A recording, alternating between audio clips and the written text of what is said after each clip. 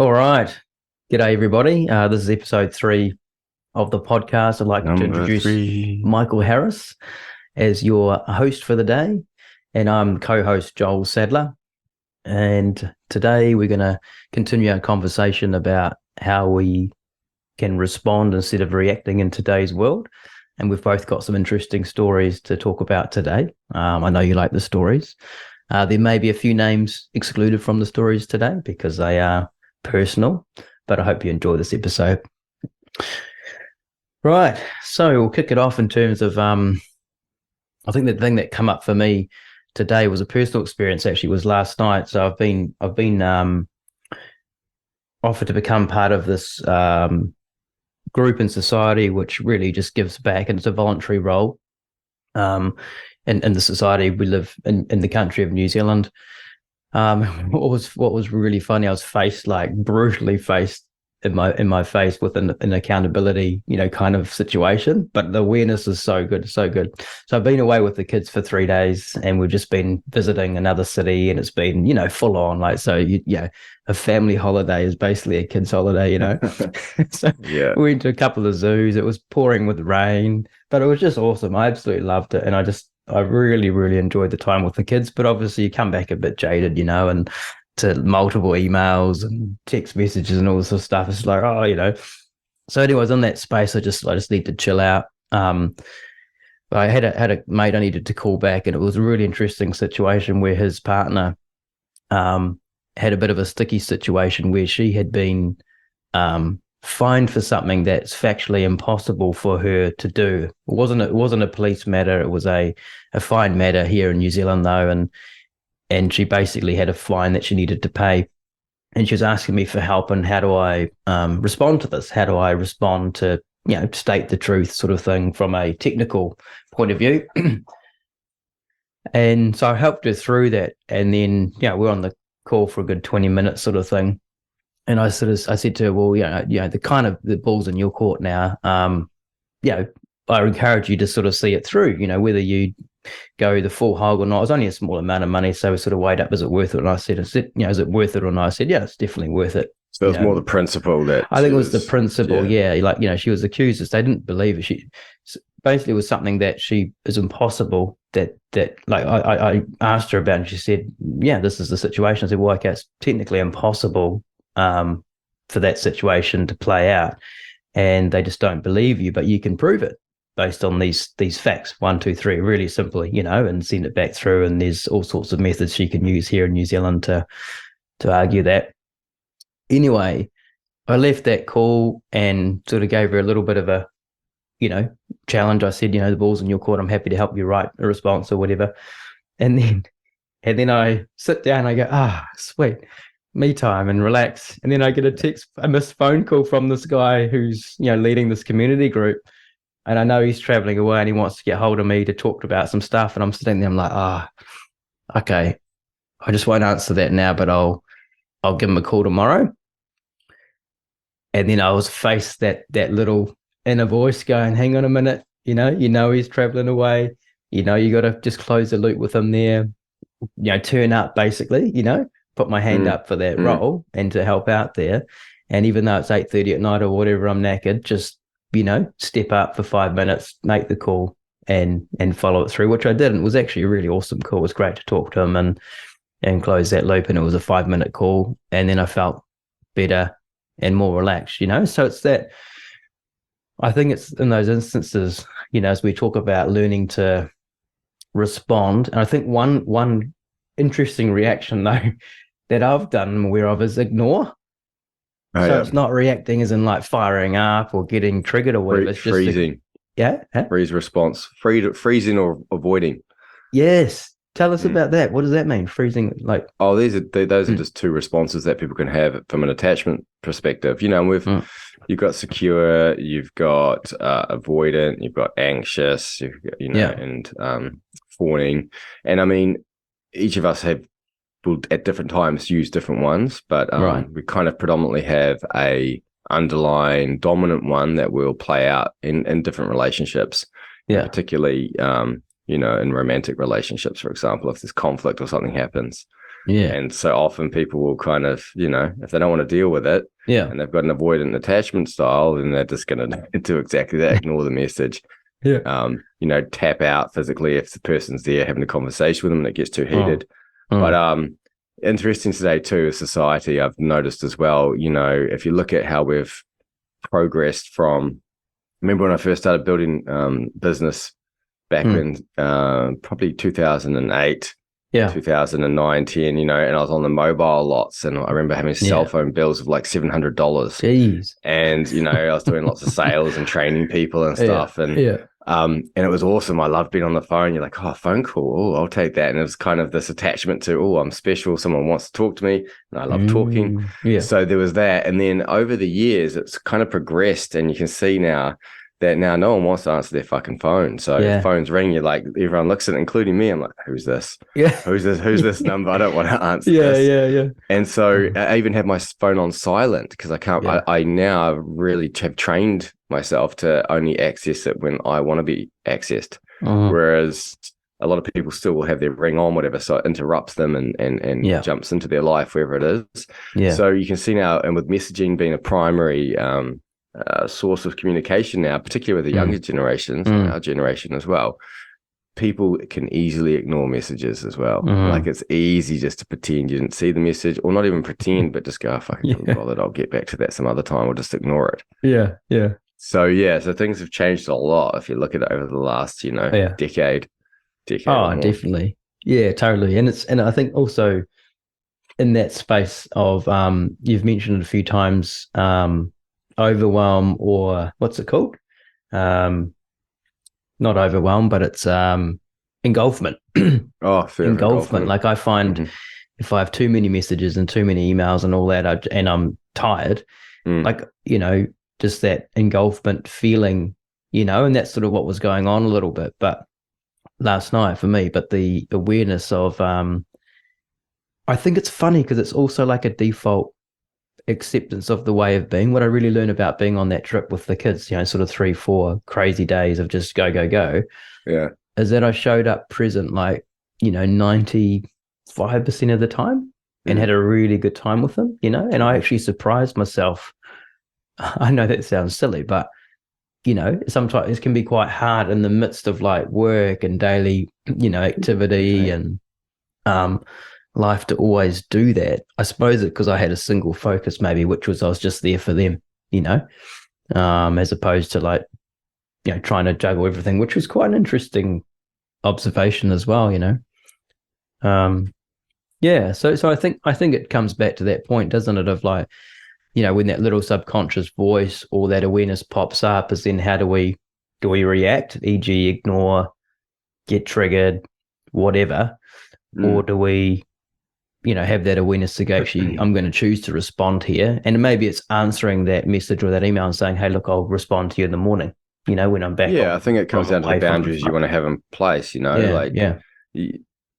didn't have to answer the call at 8:30 at night, or the message. Was it a message or a call? I can't recall what you said. Oh, it was a call. Yeah. Cool. Yeah, so it's 8:30 at night, right? So like, as far as, depending on my situation, if I was hanging out with Leo or I was busy doing something, I probably wouldn't answer the call personally. But then again, it depends on the situation. So, I think it all comes down to personal boundaries and personal, I know for a lot of business people too, and clients I've worked with, that's been one of the hardest things for them is to turn off or to create structure where they get to honor all aspects of themselves. And then because sometimes they get resentful, they've got calls coming through, or they're having to answer this at this time or do this, and I don't have any other time. And it's like, well, generally, if we go underneath that as well, we're going to, it's never a time thing, it's an energy thing, because we all have enough time, and it's where we choose to then put our energy and therefore time. Yeah. And so, we're naturally going to be drawn to fulfill and carry out what's most important to us, what's high on our priorities. And so even though people may complain about it, I took this call and this happened and I did this, and it was like taking all my time. It's like, well, you chose it.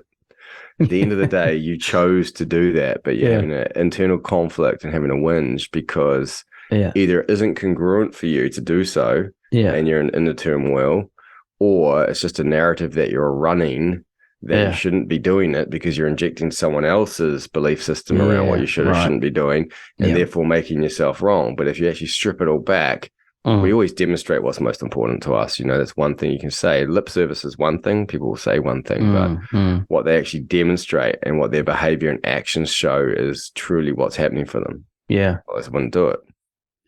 Yeah. So where I find that a little bit confusing, and I've been there, I hear what you're saying, and I've been there myself, particularly in a work, career environment or business environment where I have lacked boundaries. And I deal with a number of suppliers and contractors where we've just had that honest discussion between us anyway about putting boundaries in place and not burning out. But I still see it around me a lot.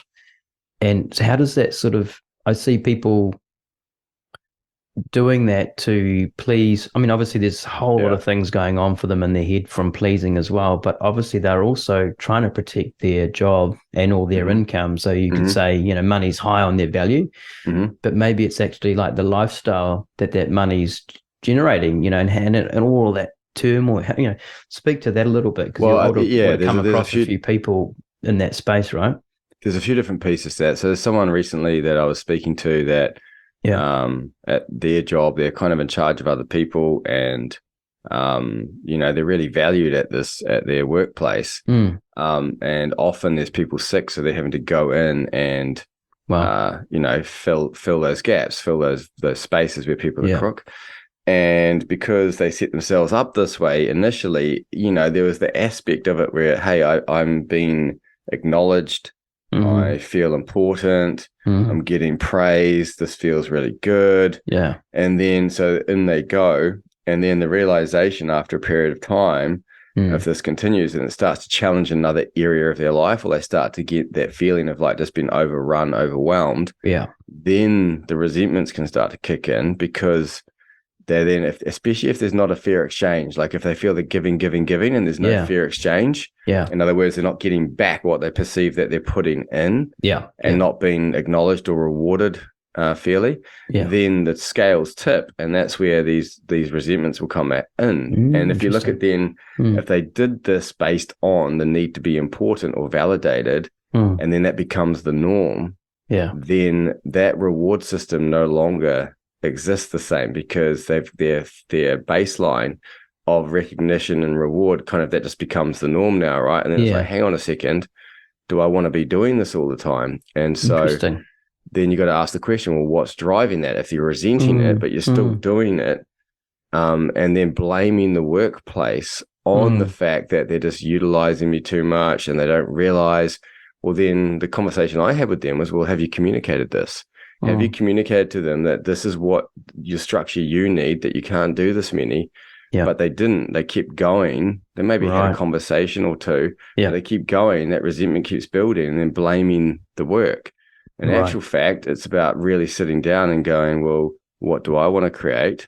I don't have to go fill all these gaps in. But I am. And so then it comes down to the individual setting boundaries for themselves instead of actually blaming the outside circumstance or entity or business or person.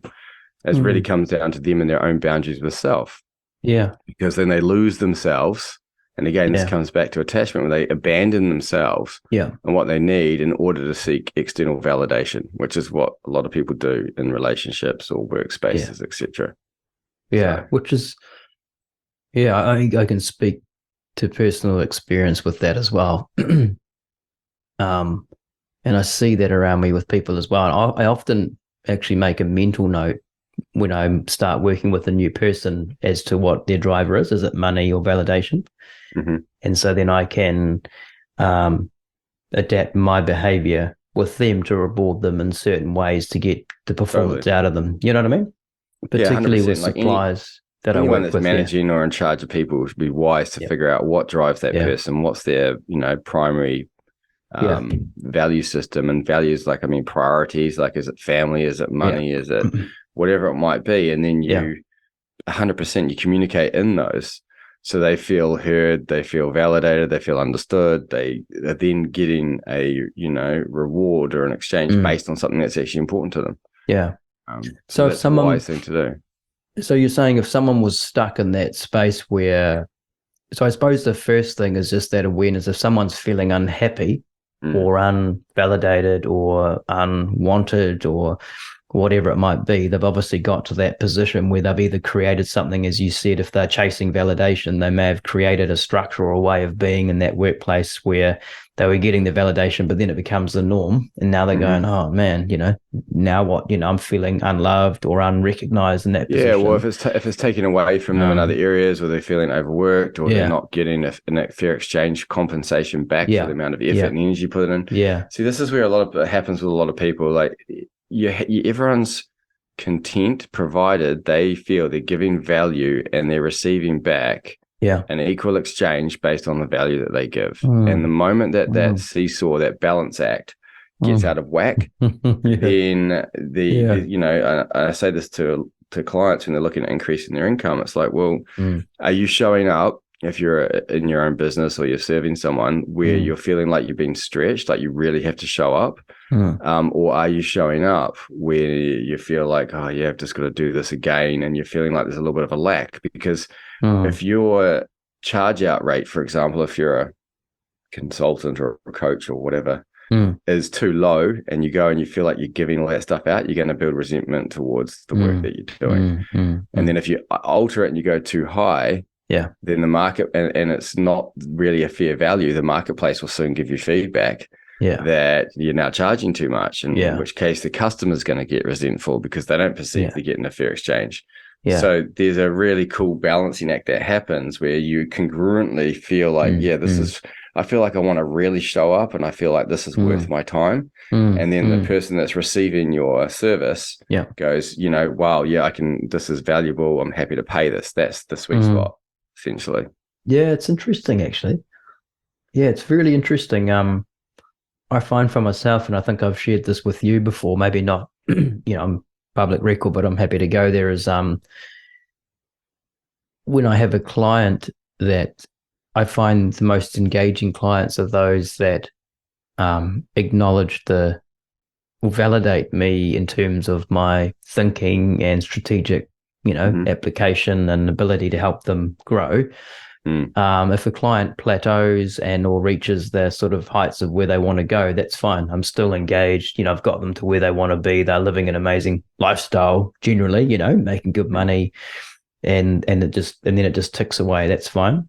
So it's either that type of client, and that feels good. And by then I have a good relationship with them anyway. So they've become more of a friend as opposed to just a client.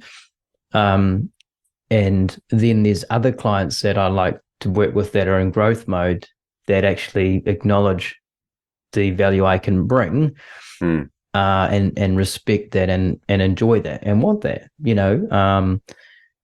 and if they don't do that, then I feel like I'm wasting my time, and my advice is falling on deaf ears, which is quite interesting, because it's some of the work I've done in the past around, as a child, not being listened to. So that's, I'm working through that as well, which is great. And I'm acknowledging that. And then when that comes up, I can stop and go, well, actually, hang on a minute, this is what's actually playing out here. And that's been really, really interesting and really good to see that stuff. But I think, coming back to my point, is that validation is really important. I find, for me, the money is important as well, but it's actually, for me personally, actually feeling like I'm adding value. If I don't feel I'm adding value to the client, then I'm kind of like, and I actually have said this to multiple times to my subcontractors as well. I go, look, if we're not adding value, the client, we shouldn't be getting paid. Totally. And we should just, stop. Well, it's you feeling out of exchange, it's you feeling out of fair exchange. And it's interesting, we talk about validation. The most important place to get the validation is ourselves, ultimately. That's what do you mean? To break that down, that's huge. We've got to validate, it's us validating ourselves. So when we're younger, you just brought up the fact that you at times didn't feel that you were heard or acknowledged or validated, listened to. So then when that little wound or that perception that then stores inside your subconscious and obviously in the conscious mind now, because we've brought it to the awareness, when someone doesn't do that and you perceive that the stimulus comes in, you're like, I haven't been listened to, I haven't been validated. That irks, it stimulates your nervous system, it activates it, and you're back in that place as a young child, which is where all our stuff starts from. And you're like, shit, that you don't know why you're getting pissed off if you haven't dealt with it and pulled the covers back. This action and reaction happens. And ultimately, when you look at where that all comes from, is that it's around us needing to validate ourselves instead of seeking external validation. It's love, validation, gratitude for self is where it really begins. And what happens when we're younger is we learn to abandon ourselves in order to seek the approval of a parent or a teacher or some outside authority. And that's where it all starts. But if we actually come back and we just honor ourselves for who we are, and love ourselves for who we are, we don't need the validation externally. And that's really the aim, the goal. So I've got a situation now where I'm sort of constantly in that loop. It's funny, like here we are on this podcast talking about all this sort of stuff, but I think the beauty is that, as we always say, the growth journey continues and it's never going to stop. So I've got a certain client, even last week, I was hauling ass, getting work done in a kind of unnatural way, where I was working till late at night. Like I used to do many, many hours, like to 3 a.m. and, that whole thing, that constant need for validation and proving yourself and all that kind of stuff, which, look, don't get me wrong. I think working hard and earning your stripes or whatever you want to call it's great, but there's all these tapes going on. But I found myself last week just working some crazy hours to get some stuff delivered for a client in a really kind of unnatural way, to be fair. And what made it unnatural? Well, what I mean is those same things were playing out. The need for validate, the need to add value or feeling. It's just the scale. I love your analogy of the scale. The scale is just out of whack a wee bit at the moment. I need to be able to self-validate myself in the mix of that process. And so I'm catching myself seeking validation and trying to prove. I don't even know why. Like the money part, like if it just turned off tomorrow, I'd be like, oh. Like yes, it'd be a pain, but it's kind of the fear of loss part's kind of there, but not that high.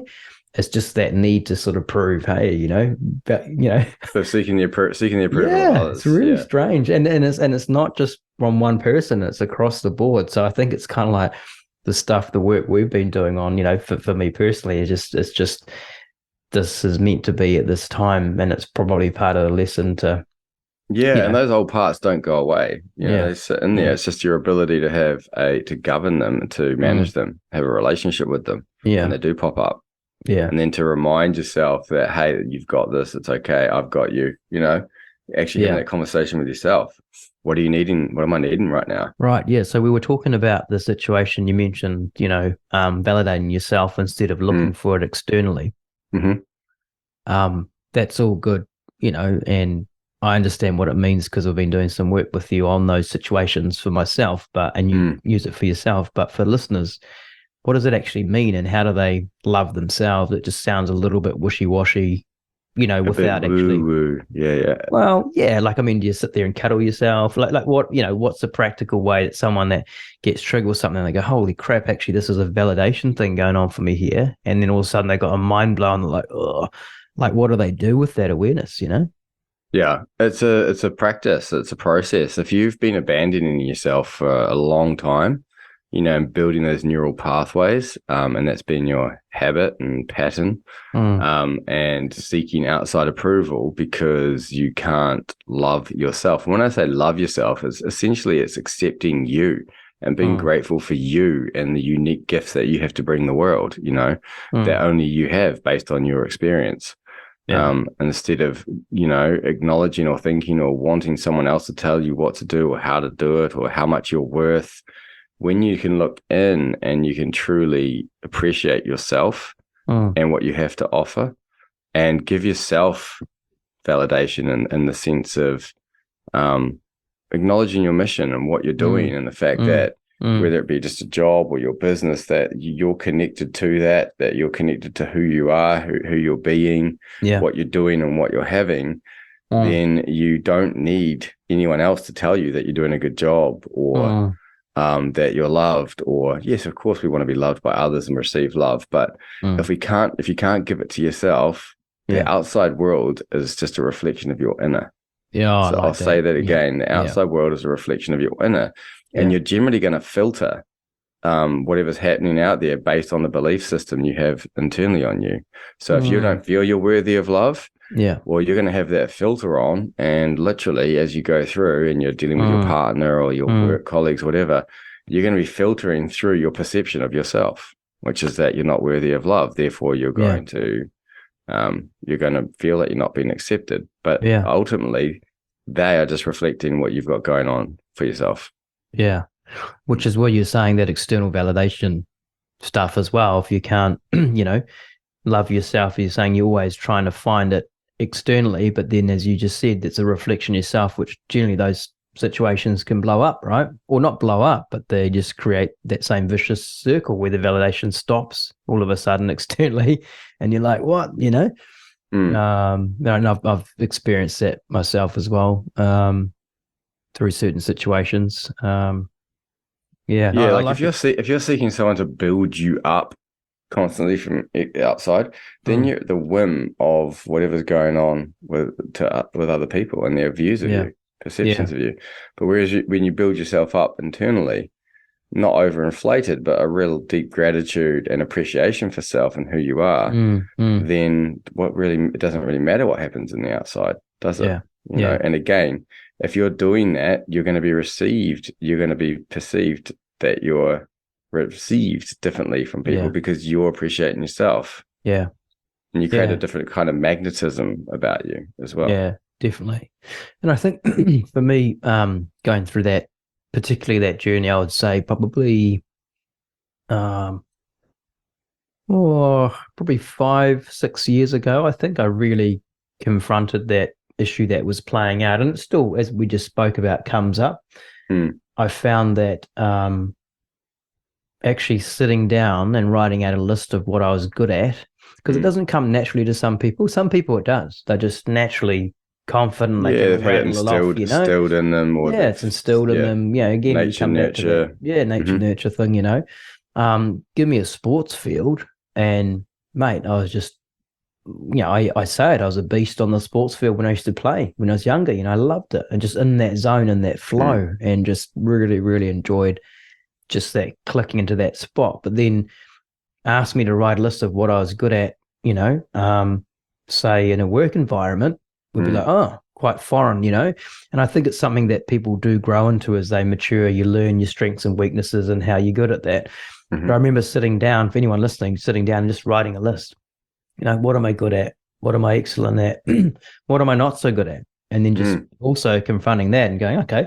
And then it can really help then within a role or within a job to kind of go, okay, well, I'm really, really good at this. And then you're starting to self-validate, Yeah. And I remember also doing that outside of, self, but into that whole gratitude thing where people talk about gratitude, like what does it even mean? But as soon as you sit down, as soon as I sat down and started, writing, I'm grateful for, A, B, C, for this person, for that person, for this thing. And for me, it builds a sense of gratitude, but also a sense of achievement, a sense of success and achievement. Actually, oh, wow, I've created this. Oh, I'm grateful for, for having a great family. I'm grateful for having a loving partner. I'm grateful, for my car that I might have just bought or whatever, something that is, and it brings that feeling of success. So anyone that's listening, that's sort of in that place, that can be a great way to build self-validation, is a list of things you're great at, and also gratitude journal.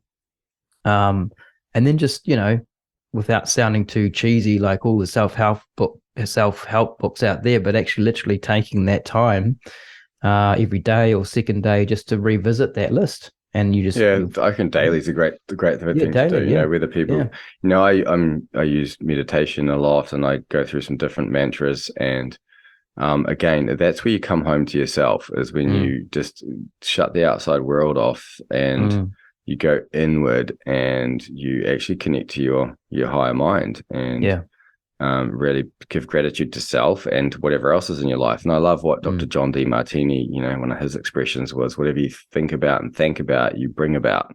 And essentially what that's saying is that whatever we focus on, whether we perceive it negative or positive, if we're giving that particular thing energy, then we get more of that keeps coming up. And so that's why an attitude of gratitude is such a really important skill or practice to have, if you want to compound that and have more to be grateful for.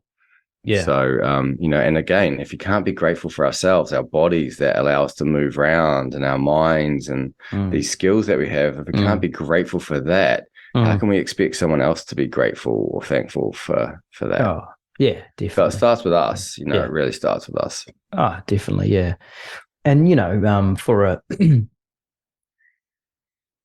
just taking it back to sort of Kiwi bloke sort of way of thinking. You got me right, mate. Yeah. Well, for me, I wouldn't be, not so much now, but in the past, I wouldn't be caught dead with the gratitude list anywhere. Like, what the heck is that stuff? One thing that worked for me in that space was actually to have the gratitude list written out just in my car. And I was busy, I was chasing a career or whatever. And so I'd just have this sneaky little list on my dashboard, and I could take it down and hide it and then put it up, and it was me journeying through being self-conscious about, all this stuff I was reading and getting into and all that. But it's actually a real practical way and private way to actually find the time, as if you're in the car a lot, driving to work or away from work to the gym, or, in a trade vehicle or whatever, just to have this little gratitude list or validation list up that, as you said, daily you just see it, subconsciously or consciously you see it and engage it. And it just builds that as you like to call it, muscle, that mind muscle, Yeah, totally. Yeah, it's forming a new belief system, a new habit, new pattern. And again, the more you do something, the more you instill it, the more you compound it, the easier it is to keep doing it.